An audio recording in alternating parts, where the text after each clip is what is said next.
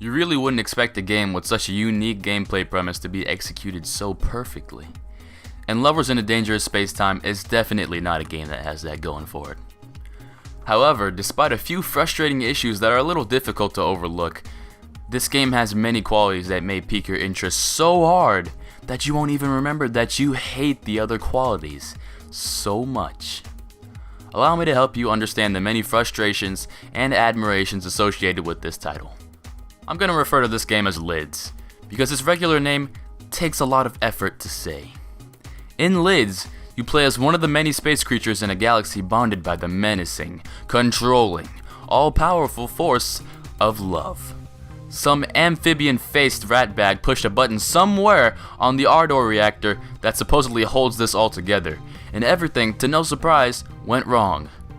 Anti-love took over, and you're tasked with restoring peace to a galaxy riddled with all types of cutesy animals.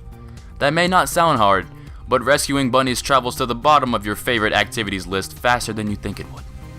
To start your adventure, Dr. Hopsy Flopsy, yes, that's his name, equips you with a massive circular space battleship and a partner to help man the many stations aboard the ship.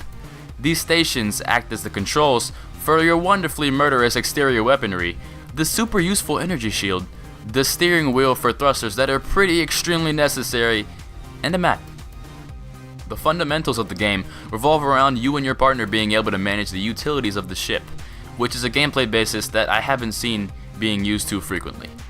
You have to scurry around the ship to appropriate stations in the midst of what usually is some pretty serious space murder occurring outside. This is actually great fun when you're playing locally alongside a friend, which is one of the larger selling points of this game.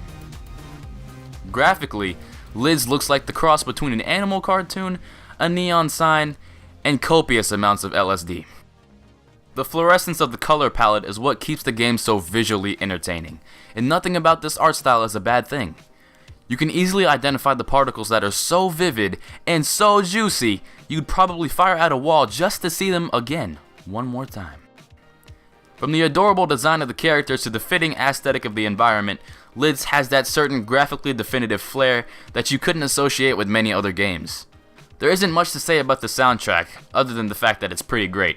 Spectacular space music encases your eardrums while you drift off into Bunnyland, or more likely, slam into an extraterrestrial boulder. All of these aspects converge into a total of 4 campaigns, in which you're placed into a multitude of galaxies, and your mission is to explore the shrouded map in an attempt to save at least 5 of your furry friends as you're bombarded with hideous space monsters. You can rescue 10, but those other 5 probably don't deserve your excellent space hopping skills. These bunnies actually serve as your level objectives, and as you accumulate them, you rank up and receive a point to spend on a small tree of upgrades. There are 5 levels in a campaign, and each of these campaigns houses a boss at the end. Each campaign introduces new world mechanics and enemies that provide more of a challenge than the last, and by challenge, I mean challenge! Really hard. This game is easygoing at first, but once you have to juggle so many elements at once, it can become something you'd never wish to see in your deepest nightmare. Thankfully, you have some on-the-go upgrades that you can apply to your ship to combat these abundant obstacles. Gems are found and registered to a station to augment that station's capabilities that are already pretty awesome. So it's like double awesome. These 3 gem types can later be combined to produce some devastating offensive or defensive effects. Add that to the 3 available ship types, and you can create an abomination of a spaceship that obliterates anything that happens to hover into your gun's tiny cone of range. Boss fights are the highlight of Lids. At least they were for me, because they're equally demanding and enjoyable, and they're a good release of pent-up frustration suffered from the previous levels. This game is genuinely grueling, but there are a couple of distinguishable issues that I'm sure you'd like to know about. The cause of many frustrations is the occasional inability to get where you want to in the ship. I found myself glued to a station that I didn't even know I was mounted to many a time, and this has led to some very, very unfortunate events that I didn't like. This issue could be argued as a user error, but it occurred so easily and so frequently that it didn't even matter, because by the time I could determine that, I was in a million space chunks. Single player becomes a tedious experience in the last campaign, specifically, because your AI partner simply can't keep up with everything it needs to shield on the screen. I should probably elaborate with the fact that you will have no choice but to put your AI partner on the shield the majority of the time because they have no ability to drive the ship. So they have to leave that up to you, and you can't attend to many things at once. So you have to command the AI to do it. Don't get me wrong, the AI is great at manning any station that you command them to, but they start to leak mentally when there's too much for them to attend to, and they can't juggle it all as well as a human could. They will always guard against the most immediate danger rather than the most dangerous.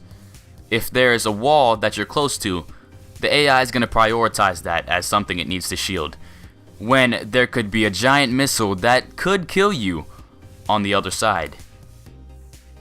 In this particular situation, an actual human cooperative could distinguish the fact that the wall is not as dangerous as a giant missile, and that is why it's problematic.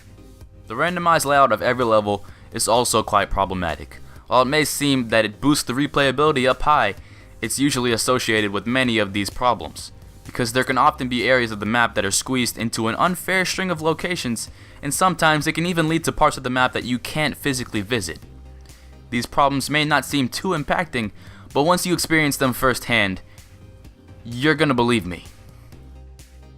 Lovers in a Dangerous Spacetime is an amazing game, but it's not without its faults.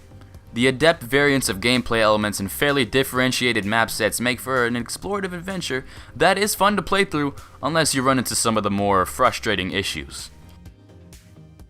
If you have a friend to share some of the challenge with, Liz is an incredibly polished and incredibly shiny game with a lot to offer. If you liked what you saw, maybe you should hit like. If you didn't, you should definitely tell me why in the comments below. Subscribing is also on the list of things that you should do, so do it. But thanks for watching.